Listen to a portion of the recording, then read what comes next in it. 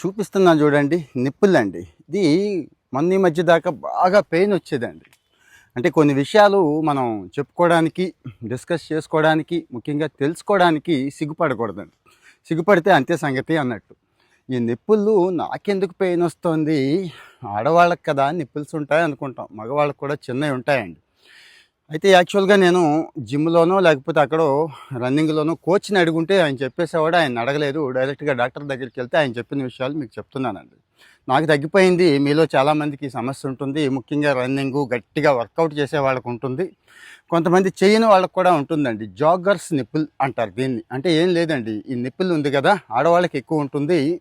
ఇది పెయిన్ వస్తూ ఉంటుంది. కొంతమందికి అయితే ఎర్రబడిపడుతుంది, కొంతమందికి అయితే పగిలిపోయి కూడా రక్తం కారుతూ ఉంటుంది. ఆ స్టేజ్ తెచ్చేసుకుంటాం తెలియకండి.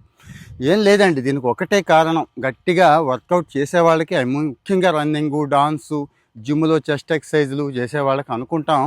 మామూలు వాళ్ళకు కూడా ఎందుకు వస్తుంది అంటే, మనం వేసుకున్న బట్టలకి, ఆ చనుమొనలు అంటే మళ్ళీ లేడీస్ అని అనుకోవద్దు, రాపిడి జరిగి జరిగి జరిగి అది వస్తుంది. ఆ విషయం గుర్తుంచుకోండి. నేను కూడా గమనించలేదు, లోపల నుంచి ఏదో అయిపోతుందేమో, ఏదో తేడా చేసేసింది, ఎందుకు ఇక్కడ పెయిన్ వస్తుంది అని అనిపించేదండి.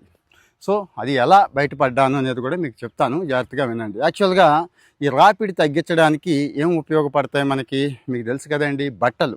ఆ బట్టలు కాస్త పట్టుకొని ఉండేది. అంటే లేడీస్ అయితే స్పోర్ట్స్ బ్రాస్ ఉన్నాయి, జెంట్స్కి కూడా ఉన్నాయి కదా రకరకాల స్పోర్ట్స్ వేర్. గట్టిగా పట్టుకొని ఉంచితే ఓ పని అయిపోతుంది ఒకటి. రెండోది కాస్త పౌడర్ అండి, మామూలు పౌడరే, టాల్కమ్ పౌడర్ రాసుకుంటే ఒక లేయర్ లాగా అది పనిచేస్తూ ఉంటుంది. మూడోది క్రీమ్స్ ఉన్నాయి కదండి, వ్యాజలైన్ దగ్గర నుంచి ఇలాంటివి చాలా ఉన్నాయి కదా, అది అప్లై చేసినా ఒక లేయర్ లాగా ఉంటుంది. అంటే మనం బయటికి వెళ్ళేటప్పుడు, వాకింగ్కి వగేరా వెళ్ళినప్పుడు గుర్తుంచుకోండి. తర్వాత కాటనే వేసుకుంటాం, కానీ అది తడిది ఉండిపోయి ఒరిపిడి ఎక్కువైపోతుంది. దీనికి సింథటిక్, స్పోర్ట్స్ చాలా వస్తువులు వచ్చేసినాయి. ఐ మీన్ ఇన్నర్స్, అవి వాడుకున్నా సరిపోతుందండి. అలాగే ఇప్పుడు చిన్న చిన్న స్టిక్కర్స్ లాంటివి వచ్చేసినాయి అండి. అంటే మనం బ్యాండేడ్ అంటాం చూడండి, ఆ బ్యాండేడ్ టైప్ వచ్చేసినాయి.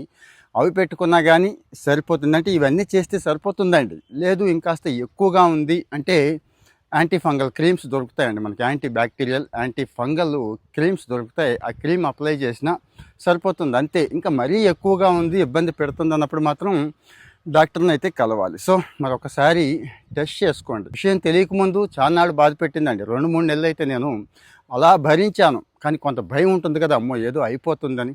మీలో కూడా ఆ టెన్షన్ పడేవాళ్ళు కొంతమంది ఉంటారు. ఆ టెన్షన్ నుంచి మిమ్మల్ని రిలీవ్ చేయాలి అని చెప్పి ఇదిగో ఇది ఇస్తున్నాను. కామెంట్లో మీ ఒపీనియన్ చెప్పండి.